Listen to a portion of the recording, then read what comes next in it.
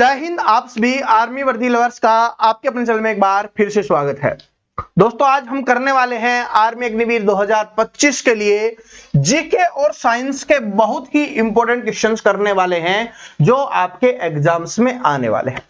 देखो, बहुत कम समय बचा हुआ है, तो अब मैं आपके लिए जीके और साइंस के बेस्ट से बेस्ट क्वेश्चंस लेके आ रहा हूं जो आपके एग्जाम्स में आएंगे, आपके स्कोर को बढ़ाएंगे, आपको सिलेक्शन दिलाएंगे। तो अब किसी भी क्लास को आपको मिस नहीं करना है। इस क्लास को शुरू करें उससे पहले मैं आपको कुछ बोलना चाहूंगा कि क्यों जमीन पर बैठकर आसमान देखता है, अपने पंखों को खोलिए, जमाना सिर्फ उड़ान देखता है। अब आपको अपने पंखों को खोलने का समय आ चुका है, क्योंकि ये जो 10 दिन का समय आपके पास बचा हुआ है या उससे भी कम समय जो बचा हुआ है, उसमें आप जितनी मेहनत करोगे, अब सब कुछ छोड़ दो। फोन चलाना, फेसबुक, इंस्टाग्राम, गर्लफ्रेंड, बॉयफ्रेंड, दोस्त यार, घूमना फिरना, ऐश करना, मजे करना, सब कुछ छोड़ दो। अगर अब इन 10 दिन में आप ये सब चीजें करोगे तो फिर आपको परेशानी होगी। और अगर आप इन सब चीजों को छोड़कर अपनी किताबों में, अपने नोट्स में लग जाओगे और पढ़ते रहोगे तो आपको सफल होने से कोई नहीं रोक सकता, ना आपका दुश्मन भी आपको नहीं रोक सकता। भगवान भी बोलेगा कि ये लड़का मेहनत कर रहा है, ये लड़की मेहनत कर रही है, मैं भी इसका साथ दूंगा। वही पेपर में आने वाला है जो आप पढ़ने वाले हैं। ये समझो कि 10 दिन में जो आप पढ़ोगे ना, वही आपका पेपर में आने वाला है। तो जितना रिवीजन कर सकते हो, जो कर सकते हो करो, लेकिन 10 दिन के लिए ना बॉयफ्रेंड भाग रहा, ना गर्लफ्रेंड भाग रही, ना दोस्त भाग रहे, ना घर वाले भाग रहे, कोई नहीं जाएगा कहीं पे, सभी यहीं रहेंगे। लेकिन अगर फेल हो गए तो ये सभी ताने देंगे और फिर हो सकता है कि इनमें से कुछ छोड़ के भी चले जाए। ठीक है, तो अब आपके ऊपर डिपेंड करता है।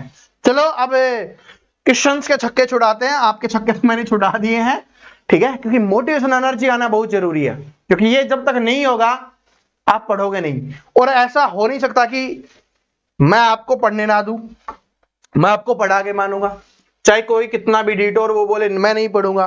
इतना इमोशनल और इतना मोटिवेट कर दूंगा कि पढ़ना पड़ेगा। या तो छोड़ देगा आर्मी का सपना या पढ़ लेगा। चलो देखो कि बंबई में आयोजित कांग्रेस के पहले अधिवेशन की अध्यक्षता किसने की? तो बंबई में आयोजित कांग्रेस के पहले अधिवेशन की अध्यक्षता किसने की? तो ये तो आपको पता चल गया कि कांग्रेस का पहला अधिवेशन कहां पर हुआ था? मुंबई में हुआ था। बंबई, जिसको अब क्या बोला जाता है, मुंबई बोला जाता है, उसमें हुआ था। ये अपने को ध्यान रख लेना है, ठीक है जी। कब हुआ था? दिसंबर 1885 को हुआ था। और इसकी अध्यक्षता किसके द्वारा की गई थी? डब्ल्यू.सी. बनर्जी के द्वारा की गई थी। किसके द्वारा की गई थी? डब्ल्यू.सी. बनर्जी के द्वारा दिसंबर 1885 में मुंबई में आयोजित किया गया था। बंबई में आयोजित किया गया था, ठीक है। डब्ल्यू.सी. बनर्जी ने इसकी अध्यक्षता की थी। याद हो गया? चलो आगे बढ़ते हैं और आप आंसर करते हुए चलो। देखो, ये आपका क्या है? ये टेस्ट है, क्योंकि अब समय क्या है? टेस्ट देने का समय है। जितना ज्यादा आप टेस्ट लगाओगे, जितने नए क्वेश्चंस आप सीखोगे, और आज मैं नए क्वेश्चंस लेके आया हूं, ठीक है। सारे के सारे नए क्वेश्चंस आपको देखने के लिए मिलेंगे जो आपके लिए इंपॉर्टेंट है। अशोक ने बौद्ध धर्म के प्रचार के लिए किसे विदेशों में भेजा था? ये अपने को बताना है। आंसर कीजिए कि अशोक ने किसे भेजा था विदेशों में बौद्ध धर्म के प्रचार के लिए? अशोक कौन था? अशोक था मौर्य वंश का शासक। मौर्य वंश का शासक, चंद्रगुप्त मौर्य का पोता। चंद्रगुप्त मौर्य था जिसने मौर्य वंश की स्थापना की थी, उसका पोता था ये। बिंदुसार का बेटा था, या बोला जाए कि मौर्य वंश में सबसे प्रतापी राजा था। ये एग्जाम्स में आते हैं, इसलिए मैं आपको बता रहा हूं, ठीक है। और इसने कौन सा धर्म अपनाया था? बौद्ध धर्म अपना लिया था। और चंद्रगुप्त मौर्य ने कौन सा धर्म अपनाया था? इसने जैन धर्म अपनाया था। अब अपने को बताना है कि बौद्ध धर्म का प्रचार करने के लिए विदेशों में किसे भेजा था? तो संघमित्रा को भेजा था। किससे भेजा था? संघमित्रा को। और जो अशोक था उसने बौद्ध धर्म कब अपनाया था? कलिंग के युद्ध के बाद। कौन से युद्ध के बाद ऐसे पूछा जाता है? तो कलिंग युद्ध के बाद इसने बौद्ध धर्म को अपनाया था। यह भी अपने को ध्यान रख लेना है। आगे बढ़ते हैं कि चौथ क्या था? चौथ है वो क्या था, ये अपने को बताना है। इंपॉर्टेंट क्वेश्चन है। अगर आप प्रीवियस ईयर क्वेश्चंस लगाते होगे, ठीक है, और थोड़ी मेहनत करते होगे, तो आपने इस क्वेश्चन को जरूर पढ़ा होगा कि चौथ क्या है। ये कर होता है, मैं आपको इतना बता देता हूं, टैक्स होता है, कर होता है। लेकिन ये किसके द्वारा लगाया जाता है और किस पे लगाया जाता है, ये अपने को बताना है। तो ये जो शिवाजी के द्वारा लगाया गया था, शिवाजी द्वारा पड़ोसी राज्यों पर लगाया गया भू संपत्ति कर था। ठीक है, जो छत्रपति शिवाजी महाराज हैं उनके द्वारा लगाया गया था पड़ोसी राज्यों के ऊपर। ठीक है, भू संपत्ति मतलब कि जो भूमि की संपत्ति होती है उसके ऊपर जो कर था, टैक्स था, वो लगाया गया था। तो छत्रपति शिवाजी महाराज जी के द्वारा ये लगाया गया कर था पड़ोसी राज्यों पर। ठीक है, चलो इंपॉर्टेंट क्वेश्चन है, याद कर लेना। आगे बढ़ते हैं कि भारत में दल रहित लोकतंत्र का प्रस्ताव किसने रखा था? तो हमारा भारत कैसा है? एक लोकतांत्रिक देश है। कैसा है? एक लोकतांत्रिक देश है। लेकिन उस लोकतांत्रिक देश में भी दल रहित लोकतांत्रिक का प्रस्ताव किसने रखा था, ये अपने को बताना है। तो ये प्रस्ताव रखा गया था, जिसको याद है आंसर आ गया होगा, जिसको याद नहीं है याद कर लो, जयप्रकाश नारायण जी के द्वारा रखा गया था। किसके द्वारा? जयप्रकाश नारायण जी के द्वारा रखा गया था। आगे बढ़ते हैं। शुरुआत के 20 क्वेश्चन हैं वो आपके जीके के हैं और उसके बाद आपके साइंस के क्वेश्चन हैं। ठीक है, तो जीके और साइंस पूरा का पूरा पेपर हमने तैयार किया है कुछ एक्स्ट्रा क्वेश्चंस के साथ। उड़ीसा के कोणार्क मंदिर के निर्माता क्या हैं? तो कोणार्क का मंदिर आपको पता है, बहुत बार एग्जाम्स में आता है और मैंने बहुत बार आपको याद करवाया है कि कोणार्क का सूर्य मंदिर कहां पर स्थित है? उड़ीसा में स्थित है। लेकिन ऐसे भी तो पूछा जा सकता है कि उसका निर्माता कौन थे, किसके द्वारा बनाया गया था, किसके द्वारा तैयार किया गया था, और एक बार मैंने आपको ये याद भी करवाया है। बताओ कि उड़ीसा के कोणार्क मंदिर के निर्माता कौन थे? उड़ीसा के कोणार्क मंदिर का निर्माण है वो किसके द्वारा करवाया गया था? तो आंसर आ गया होगा राजा नरसिंह देव जी के द्वारा। राजा नरसिंह देव फर्स्ट के द्वारा है ये करवाया गया था, राजा नरसिंह देव। ठीक है जी, आगे बढ़ते हैं। अमावस्या तथा पूर्णिमा के दिन व्रत ज्वर भाटा की घटना घटित होती है क्योंकि उन दिनों में। दो ऑप्शंस हैं, दो आगे है शायद, है ना। पहले देख लो क्वेश्चंस क्या है कि अमावस्या और पूर्णिमा के दिन व्रत ज्वर भाटा की जो घटना घटित होती है क्योंकि उन दिनों में, क्या इनमें से आंसर है? आगे देख लो, बताओ क्यों होती है? क्योंकि उन दिनों में क्या होता है? सूर्य होता है, पृथ्वी तथा चंद्रमा सरल रेखा में होते हैं, यानी कि एक ही रेखा में होते हैं, इसलिए घटित होती है। तो ऑप्शन नंबर 3 करेक्ट आंसर हो जाएगा। क्वेश्चंस दोबारा पढ़ लीजिए कि अमावस्या तथा पूर्णिमा के दिन व्रत ज्वर भाटा की घटना घटित होती है क्योंकि उन दिनों में जो सूर्य हो गया, ठीक है, पृथ्वी हो गया और चंद्रमा हो गया, तीनों सरल रेखा में होते हैं, एक ही रेखा में होते हैं, इसकी वजह से ये घटित होती है। किस सिख गुरु ने स्वयं को सच्चा बादशाह कहा था? कौन से सिख गुरु थे जिन्होंने स्वयं को सच्चा बादशाह कहा था, ये अपने को बताना है। किसने कहा था? कौन से गुरु ने ये कहा था? बताओ कौन से गुरु जी के द्वारा ये कहा गया था? तो सिख धर्म में 10 गुरु हुए हैं, ठीक है, और 10वें गुरु थे गुरु गोविंद सिंह जी। ठीक है जी। और अगर हम बात करें पहले गुरु जिन्होंने सिख धर्म की स्थापना की तो गुरु नानक देव जी हो जाएंगे। ठीक है, अब आपको बताना है कि स्वयं को सच्चा बादशाह कहा था। क्यों कहा था ये इतना मैं बता देता हूं, क्योंकि उन्होंने बोला था कि अब हम मुगलों के छक्के छुड़ाएंगे। ठीक है, बहुत दिन हो गए इन मुगलों की सुनते हुए, अब इनका बढ़िया सा इलाज करेंगे। तो वो अस्तर शस्त्र रखने लग गए थे और उनके इलाज के लिए लग गए थे। इलाज समझते हो ना? हाँ, वही वाला। ठीक है, तो इसलिए उन्होंने क्या कहा था? सच्चा बादशाह कहा था कि अब हमें सच्चे बादशाह की तरह लड़ना होगा और इन मुगलों के छक्के छुड़ाने होंगे। ठीक है, तो किसके द्वारा कहा गया था? तो ये कहा गया था गुरु हरगोविंद सिंह जी के द्वारा। गुरु हरगोविंद सिंह जी के द्वारा कहा गया था।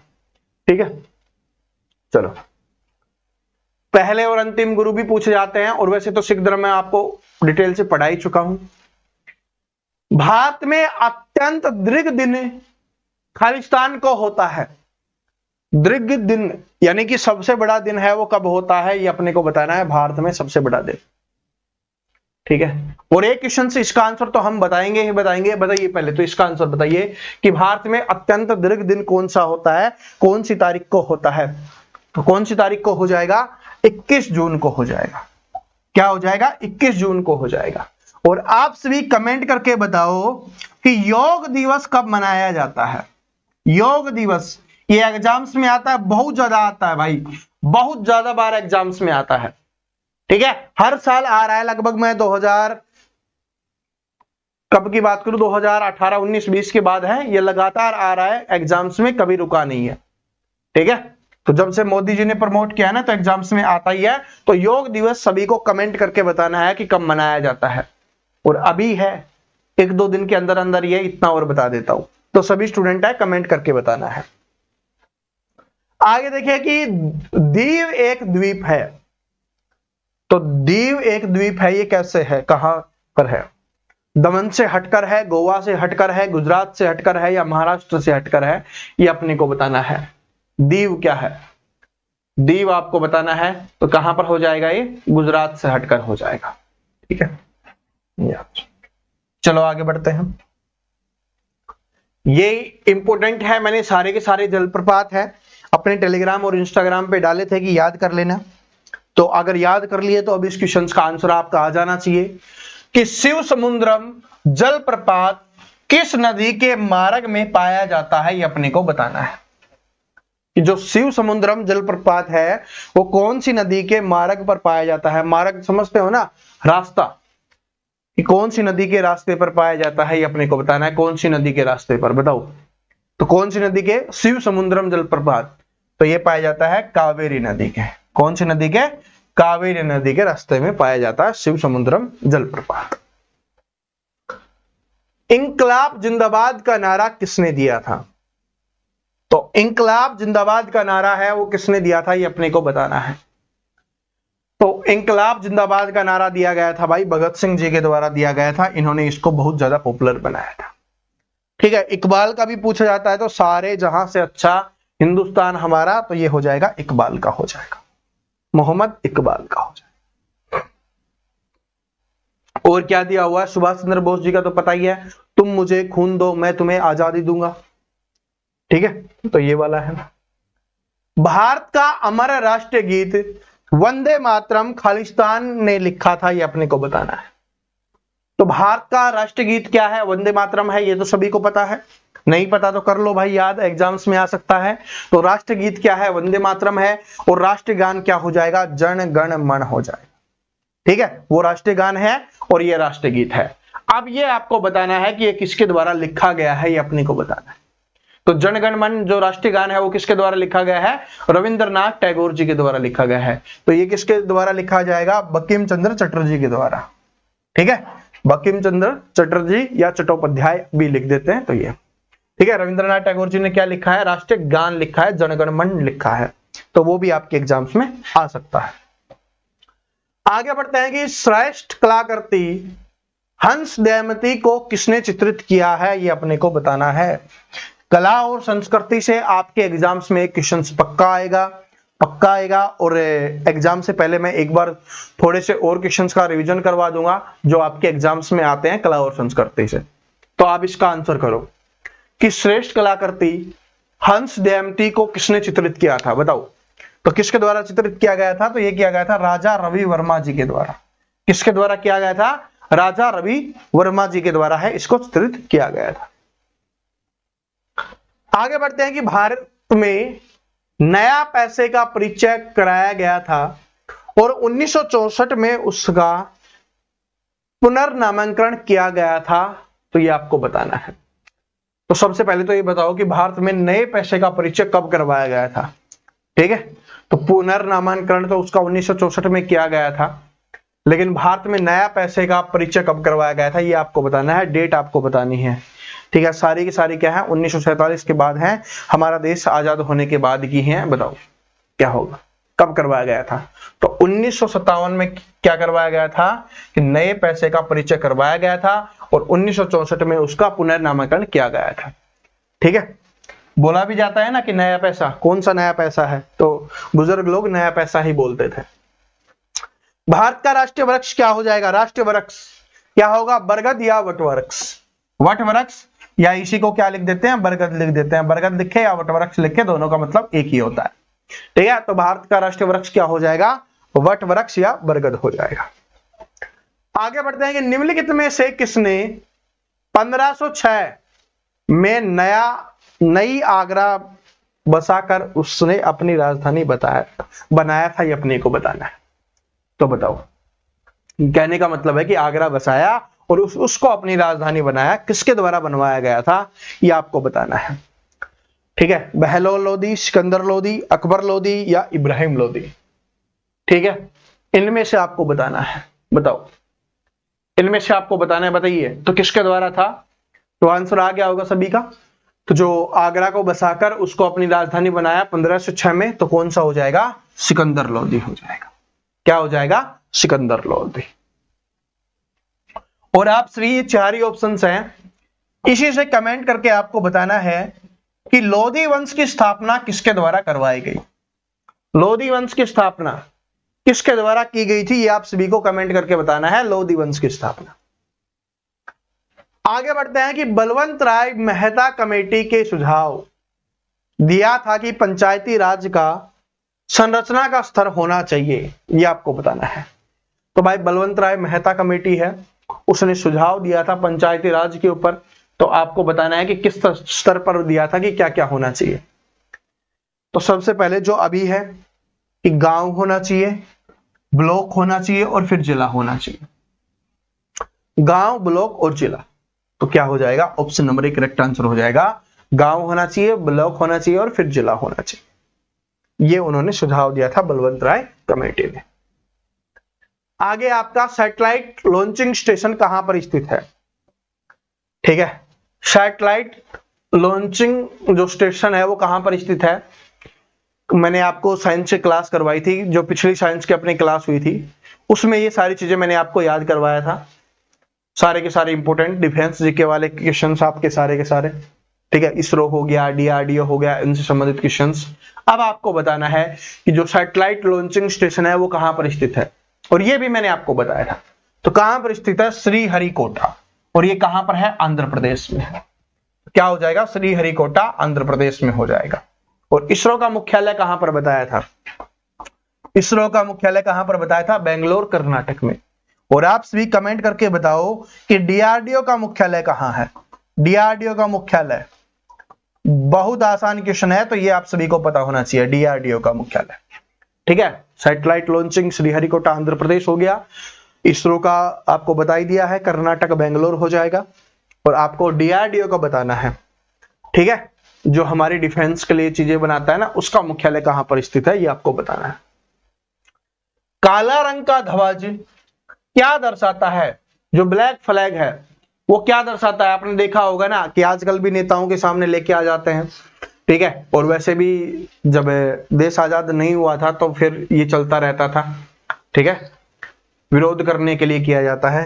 ठीक है, क्या विरोध करने के लिए, शांति के लिए अगर पूछे तो सफेद कलर का होता है। ठीक है, शांति के लिए क्या हो गया, सफेद कलर का होता है। ठीक है, शांति के लिए सफेद कलर का हो जाए।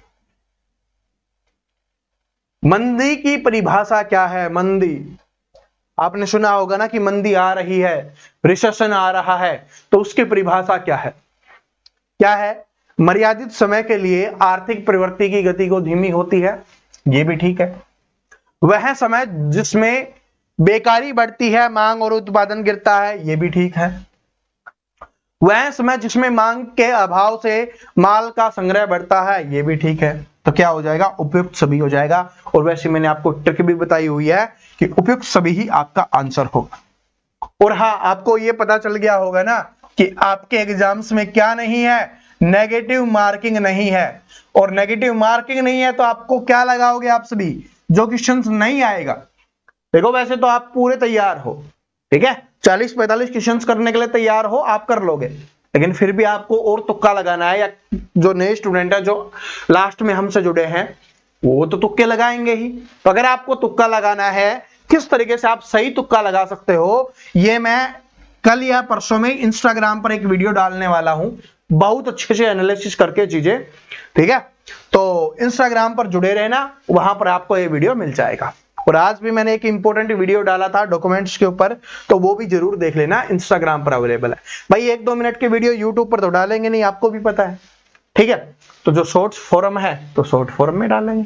चलो, अब साइंस का पहला क्वेश्चन आपके सामने आ गया है कि खुले सिस्टम में होने वाली प्रक्रिया जो कि सिस्टम के बड़े पैमाने पर हस्तांतरण की अनुमति देती है, को खालिस्तान इस प्रकार के रूप में जाना जाता है, ये अपने को बताना है कि उनको कौन सी प्रक्रियाओं के रूप में जाना जाता है, ये अपने को बताना। बताओ कौन सी प्रक्रियाओं के रूप में जाना जाता है।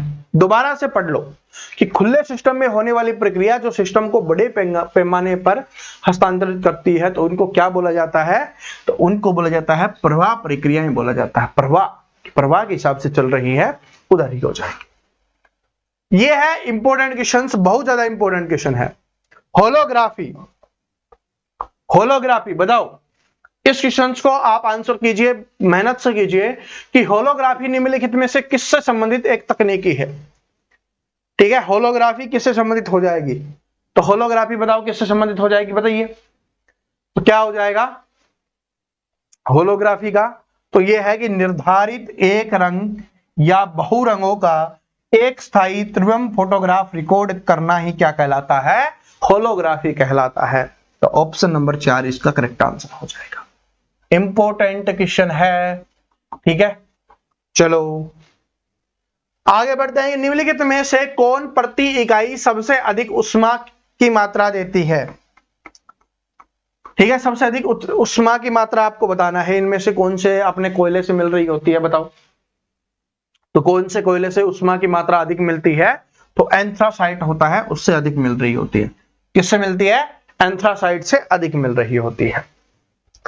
आगे बढ़ते हैं कि जब एक धातु की अंगूठी या छल्ले को गर्म किया जाता है तब उसके छिद्र का क्या होता है, ये अपने को बताता है। बताओ भाई, आपने अंगूठी पहनी होगी, ठीक है, शादी के बाद पहनने वाले हो, लेकिन वैसे तो देखा तो होगा, ठीक है। अब उसमें जो बीच वाला छिद्र होता है जिसमें अंगूठी डाली जाती है, तो अब बोला गया है कि जो अंगूठी या छल्ला है उसको गर्म किया जाता है तो उसके ऊपर क्या प्रभाव पड़ता है, ये अपने को बताना है।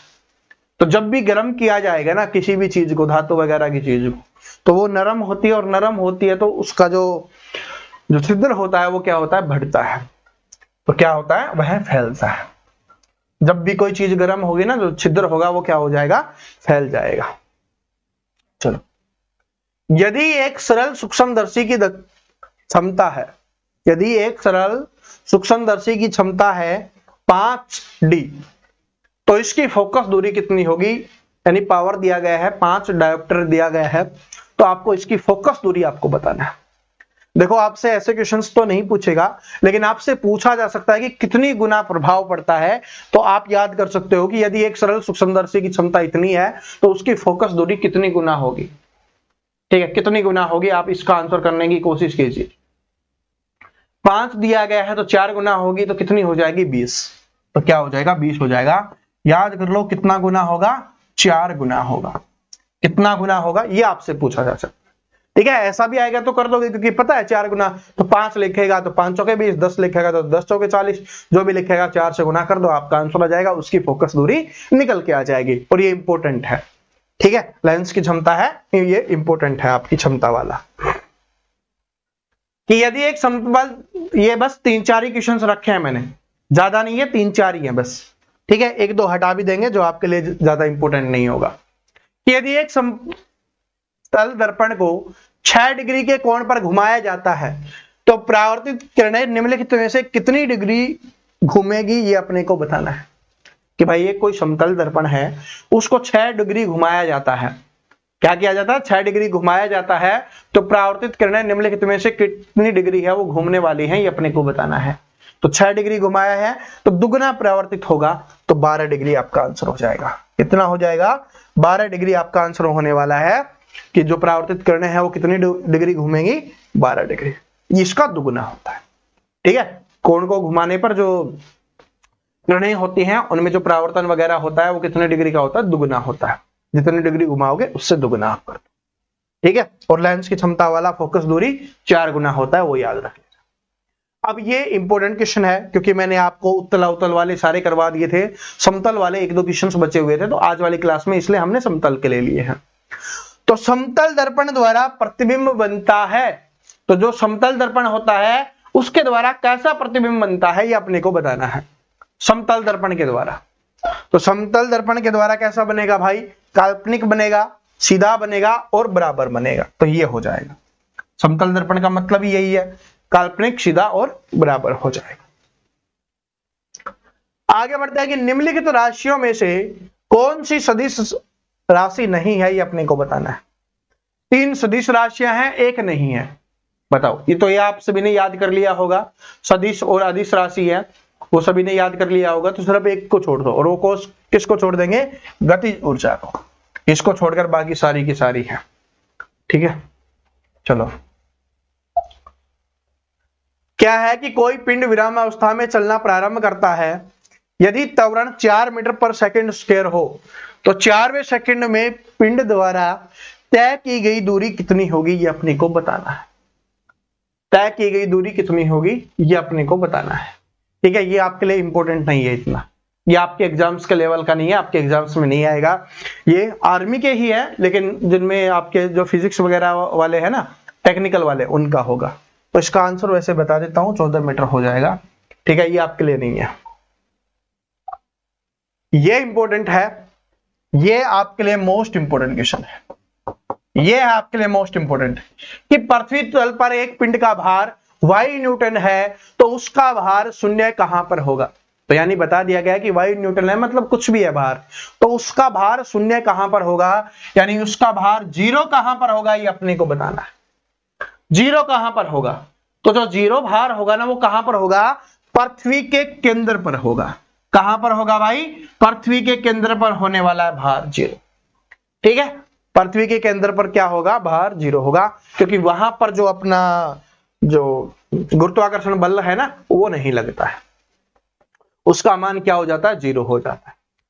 तो उच्च आवृत्ति वाले एसी को सीमित करने के लिए उपयोग में लाए जाने वाला चोक में क्या होता है, ये अपने को बताना है। तो उच्च आवृत्ति वाले एसी को सीमित करने के लिए उपयोग में लाए जाने वाले चोक में क्या होता है, ये अपने को बताना है। इनमें से बताइए क्या हो जाएगा, क्या होता है। तो उस चोक में क्या होता है? उस चोक के अंदर होता है, आंसर आ गया होगा, लोहे का कोर होता है। क्या होता है? लोहे का कोर होता है।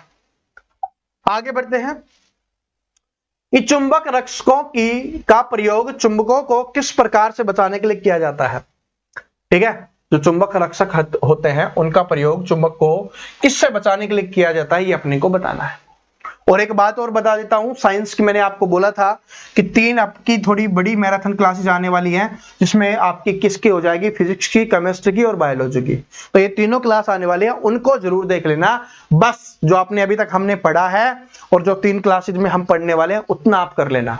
उसके बाद जो अभी मैं करवा रहा हूं ना, तो ये तो एक्स्ट्रा है कि अगर पेपर बहुत ज्यादा हार्ड बन गया या थोड़े अलग लेवल का बन गया, क्योंकि आधे क्वेश्चन में कर चुके हैं, तो आपके क्वेश्चन का रिविजन हो रहा है, कुछ नए क्वेश्चन आपके याद हो रहे हैं, इसलिए ये इंपॉर्टेंट बन जाता है। लेकिन उन तीनों क्लास को देखना मत भूलना, इस बात को याद कर लेना, ठीक है।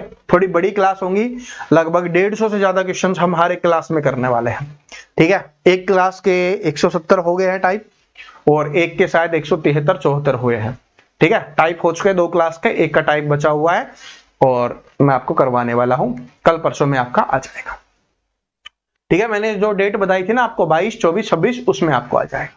चलो, चुंबक रक्षकों का प्रयोग है, वो चुंबक को बचाने के लिए, चुंबकों को किससे बचाने के लिए किया जाता है, बताओ। जो चुंबक रक्षक होते हैं, तो रक्षक क्या करते हैं भाई? सहायता करेंगे, हेल्प करेंगे बचाने के लिए। अब किससे बचाएंगे? तो किससे बचाएंगे? देखो, स्वतः विचुंबकन से बचाने वाले हैं। स्वतः विचुंबकन की, उनका अपने आप विचुंबकन ना हो जाए, इसलिए उनको बचाते हैं, ठीक है। इस चीज से बचाते हैं। ये बहुत इंपॉर्टेंट, मोस्ट इंपॉर्टेंट क्वेश्चन है भाई, मोस्ट इंपॉर्टेंट क्वेश्चन, कि तेल की बूंद पानी पर फैल जाती है, क्योंकि हम पानी के ऊपर तेल की बूंद डालते हैं, तो वो क्या क्या होता है उसमें, कि वो फैल जाती है। अब वो क्यों फैल जाती है, ये अपने को बताना है, क्योंकि जो उसका पृष्ठ तनाव होता है वो पानी से बहुत कम होता है। तो जो तेल का पृष्ठ तनाव होता है ना, वो क्या हो जाएगा? पानी से बहुत कम हो जाएगा, जिसकी वजह से क्या होता है कि जो तेल की बूंद है वो पानी के ऊपर फैल जाती है, ठीक है। तो पानी के ऊपर डालते तो चिकना चिकना हो जाता है ना, फैल जाता है पूरे में, तो वो इसी कारण होता है, क्योंकि जो तेल का पृष्ठ तनाव है वो पानी से बहुत कम होता है, इसकी वजह से, ठीक है। अधिक होगा तो कोई चीज वो डूब जाएगी। घड़ी के स्प्रिंग में भंडारित ऊर्जा होती है, ये भी इंपॉर्टेंट क्वेश्चन है। क्या है भाई? इंपॉर्टेंट क्वेश्चन है आप सभी के लिए, कि घड़ी की स्प्रिंग में जो भंडारित ऊर्जा होती है वो कैसे होती है, तो कैसे होती है, ठीक है, तो वो हो जाएगी आपकी स्थितिज ऊर्जा हो जाएगी, स्थितिज ऊर्जा हो जाएगी। ये आपका काम का नहीं है। ये वाला देखो, ये इंपॉर्टेंट क्वेश्चन है कि एक परमाणु के नाभिक के घटक कण होते हैं, तो एक परमाणु के एक नाभिक में घटक कण कौन से होते हैं। आज सुबह जो रीजनिंग की क्लास करवाई थी उसमें भी ये क्वेश्चन आया हुआ था। तो नाभिक के अंदर क्या होता है, नाभिक के अंदर होता है आपका प्रोटॉन और न्यूट्रॉन।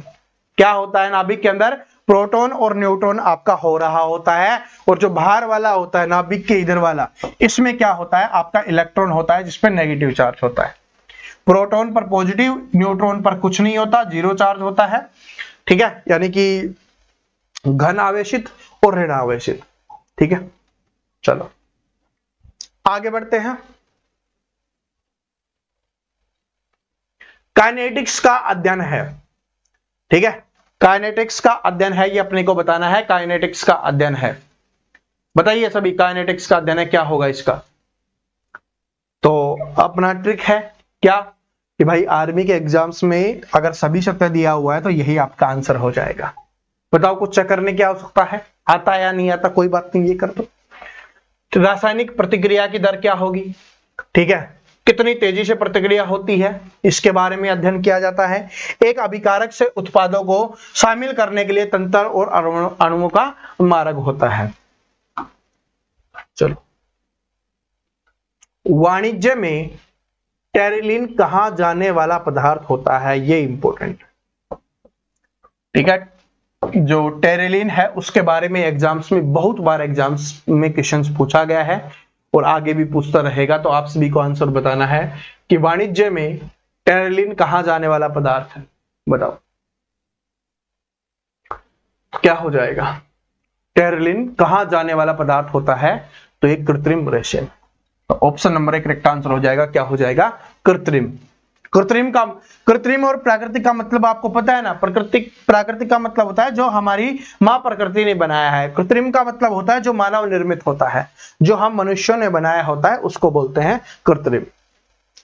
जिंक सल्फाइड का आमतौर पर प्रयोग किया जाता है, जो जिंक सल्फाइड होता है उसका आमतौर पर प्रयोग किया जाता है, किसमें किया जाता है ये आपको बताना है।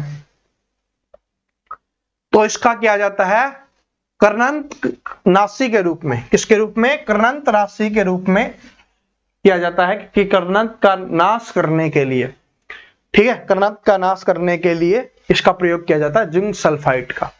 जिंक सल्फाइड जैसे हमारे खेतों में जो खरपतवार वगैरह होते हैं ना, उन सभी के लिए इसका यूज किया जाता है, ठीक है जी। तो यहां पर आपका जो ये आज का टेस्ट है वो समाप्त होता है। तो कैसा लगा ये आप सभी स्टूडेंट हैं वो कमेंट करके बताएंगे कि कैसा लगा। और भाई जो भी नया स्टूडेंट आया है, वीडियो को लाइक शेयर सब्सक्राइब जरूर कर लेना चैनल को, ताकि आने वाली क्लासेज आपको मिल सके। तो सब्सक्राइब करके बेल आइकन को प्रेस कर लो। और साथ में एक बात बता रहा हूं, इंस्टाग्राम पर जुड़ जाना, वहां पर बहुत इंपॉर्टेंट वीडियो आने वाली है। इंस्टाग्राम का नाम है परवीन कटारिया पीके, और लिंक आपको डिस्क्रिप्शन में मिल जाएगा। परवीन कटारिया स्पेलिंग आप देख सकते हो और आगे पीके लिख देना, आपको मिल जाएगा इंस्टाग्राम पर, वरना लिंक डिस्क्रिप्शन में दिया हुआ है, ठीक है। तो तुक्का लगाने वाले वीडियो का कौन कौन इंतजार कर रहे हैं ये भी कमेंट सेक्शन में बता देना। मिलते हैं नेक्स्ट वीडियो में, तब तक हंसते रहिए, मुस्कुराते रहिए, पढ़ते रहिए। जय हिंद, वंदे मातरम।